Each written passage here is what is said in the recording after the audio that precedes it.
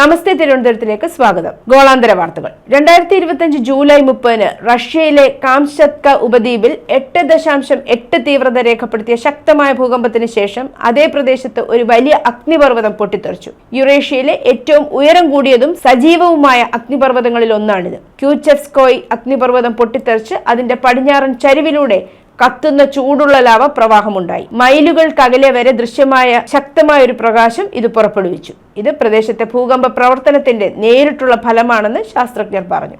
ഭൂകമ്പത്തെ തുടർന്ന് പസഫിക് സമുദ്രത്തിലുടനീളം മുന്നറിയിപ്പ് നൽകിയിരുന്നു. സുനാമി തിരമാലകൾ അമേരിക്കയുടെ പടിഞ്ഞാറൻ തീരത്തെത്തി. ഇതുവരെ വലിയ നാശനഷ്ടങ്ങളോ മരണങ്ങളോ റിപ്പോർട്ട് ചെയ്തിട്ടില്ല. ജൂലൈ 30 ബുധനാഴ്ച NATS സാൻവിക് എയർ ട്രാഫിക് കൺട്രോൾ സെന്ററിലെ സാങ്കേതിക തകരാറിനെ തുടർന്ന് യുണൈറ്റഡ് കിങ്ഡത്തിലുടനീളമുള്ള വിമാനത്താവളങ്ങൾ കുഴപ്പത്തിലായി. എല്ലാ പുറത്തേക്കുള്ള വിമാനങ്ങളും നിർത്തിവെച്ചു. London Heathrow, Gatwick, Manchester, Birmingham, Edinburgh, Liverpool എന്നിവയുൾപ്പെടെയുള്ള പ്രധാന കേന്ദ്രങ്ങളെ ഈ തടസ്സം ബാധിച്ചു. ആയിരക്കണക്കിന് യാത്രക്കാർ ടാർമാക്കിൽ കുടുങ്ങിപ്പോവുകയോ മറ്റു യൂറോപ്യൻ നഗരങ്ങളിലേക്ക് വഴിതിരിച്ചു വിടുകയോ ചെയ്തിട്ടുണ്ട്. 2024 പ്രസിഡന്റ് തെരഞ്ഞെടുപ്പിൽ ഡൊണാൾഡ് ട്രംപിനോട് പരാജയപ്പെട്ടതിനെ തുടർന്ന് തന്റെ രാഷ്ട്രീയ പദ്ധതികളെക്കുറിച്ചുള്ള മാസങ്ങളായുള്ള ഊഹാപോഹങ്ങൾക്ക് വിരാമമിട്ട് കാലിഫോർണിയ ഗവർണർ സ്ഥാനത്തേക്ക് മത്സരിക്കില്ലെന്ന് കമല ഹാരിസ് പ്രഖ്യാപിച്ചു. സമുദ്രനിരപ്പിൽ നിന്ന് ഏകദേശം 10 കിലോമീറ്റർ 6 മൈൽ താഴെയായി ആയിരക്കണക്കിന് പുഴുക്കളെയും കക്കകളെയും ഒരു ചൈനീസ് സബ്മർസിബിൾ കണ്ടെത്തിയതായി ബുധനാഴ്ച നടത്തിയ ഒരു പഠനം വെളിപ്പെടുത്തി. ഇതുവരെ കണ്ടിട്ടുള്ളതിൽ വെച്ച് ഏറ്റവും ആഴമേറിയ ജീവികളുടെ കോളനിയായ മരിയാന ട്രെഞ്ചിൽ നിന്നാണ് ഇത് കണ്ടെത്തിയത്. മക്കയിലെ ഗ്രാൻഡ് മോസ്കിന് മുന്നിൽ പോയി പാലസ്തീനെ പിന്തുണച്ച കൊടിയുമായി പ്രകടനം നടത്തിയ യുവാവിനെ സൗദി പോലീസ് അറസ്റ്റ് ചെയ്തു. ഗാസ ഗാസ എന്ന മുദ്രാവാക്യവും വിളിച്ച് കൊടിയും ഉയർത്തിയായിരുന്നു യുവാവിന്റെ പ്രകടനം. ഈജിപ്തിൽ നിന്നുള്ള ഗാസ പ്രേമിയാണ് സൗദി പോലീസിന്റെ പിടിയിലായത്. കാബയ്ക്ക് സമീപം നിന്ന് പാലസ്തീന്റെ പതാക വീശി ഗാസയ്ക്കെതിരായ ആക്രമണങ്ങൾ നിർത്താൻ അഭ്യർത്ഥിക്കുകയായിരുന്നു ഇയാൾ. ഗാസയിൽ നയതന്ത്ര മാറ്റം വരുത്താൻ ട്രംപുമായി ബന്ധം ഏർപ്പെടുത്തി US സഖ്യകക്ഷികൾ. പാലസ്തീൻ രാഷ്ട്രത്തെ അംഗീകരിക്കാനുള്ള പദ്ധതികൾ പ്രഖ്യാപിക്കുന്നതിൽ ഫ്രാൻസിനും UK-ക്കുമൊപ്പം കാനഡയും ചേരുമ്പോൾ അമേരിക്ക ഇസ്രായേലിനൊപ്പം ഉറച്ചു നിൽക്കുകയാണ്.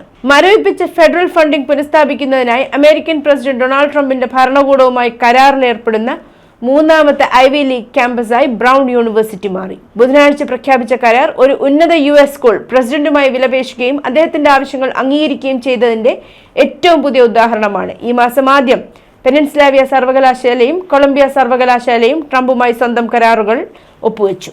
2018 ശേഷമുള്ള ഏറ്റവും വലിയ ഇറാനുമായി ബന്ധപ്പെട്ട നടപടിയെന്ന് വിശേഷിപ്പിച്ചുകൊണ്ട് ഇറാനുമായി ബന്ധപ്പെട്ട 100-ലധികം വ്യക്തികൾ, കമ്പനികൾ, സമുദ്രയാത്രാ കപ്പലുകൾ എന്നിവയ്ക്കുമേൽ US ട്രഷറി വകുപ്പ് പുതിയ ഉപരോധങ്ങൾ ഏർപ്പെടുത്തി.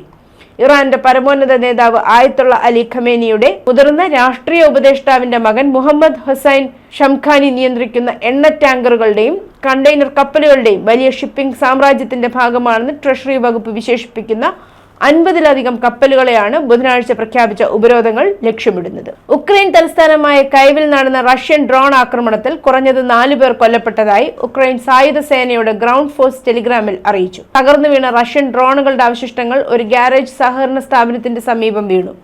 ഇത് 3 നിലകളുള്ള ഒരു റെസിഡൻഷ്യൽ കെട്ടിടത്തിലെ ഗ്യാസ് പൈപ്പിന് തീപിടിച്ചു. ചൊവ്വാഴ്ച ഉക്രൈനിയൻ സൈനിക പരിശീലന യൂണിറ്റിന് നേരെയുണ്ടായ റഷ്യൻ മിസൈൽ ആക്രമണത്തിൽ 3 സൈനികർ കൊല്ലപ്പെടുകയും 18 പേർക്ക് പരിക്കേൽക്കുകയും ചെയ്തതായി ഉക്രൈനിന്റെ കരസേനയും ടെലിഗ്രാമിൽ അറിയിച്ചു. തായ്വാൻ തങ്ങളുടെ പ്രതിരോധത്തിന് തദ്ദേശീയമായി വികസിപ്പിച്ചെടുത്ത ഡ്രോണുകളെയാണ് പ്രധാനമായി കാണുന്നത്. എന്നാൽ വിശകലന വിദഗ്ധർ പറയുന്നത് അവരുടെ പദ്ധതികൾ വേണ്ടത്ര മുന്നോട്ട് പോകുന്നില്ല എന്നാണ്. ആവശ്യമെങ്കിൽ ബലപ്രയോഗത്തിലൂടെ ദ്വീപ് പിടിച്ചെടുക്കുമെന്ന് ബീജിംഗ് ഭീഷണിപ്പെടുത്തിയതിനാൽ ചൈനയുടെ സൈന്യം സ്വയംഭരണ ദ്വീപ് ആക്രമിക്കാൻ ശ്രമിച്ചാൽ അതിനെ ചെറുക്കുന്നതിൽ ഡ്രോണുകൾ നിർണായകമാകുമെന്ന് തായ്പേയ് വിശ്വസിക്കുന്നു. ദുബായ് ഇന്റർനാഷണൽ ഫിനാൻഷ്യൽ സെന്ററിലെ DIFC വാൾഫോർഡ് എസ്റ്റോറിയയിലെ ഹോട്ടലിനുള്ളിൽ സ്ഥിതി ചെയ്യുന്ന പ്യൂട്ടോ 99 മെക്സിക്കൻ റെസ്റ്റോറന്റ് DIFC കോടതികളുടെ സമീപകാല ഉത്തരവിനെ തുടർന്ന് അടച്ചുപൂട്ടൽ ഭീഷണി നേരിടുന്നു.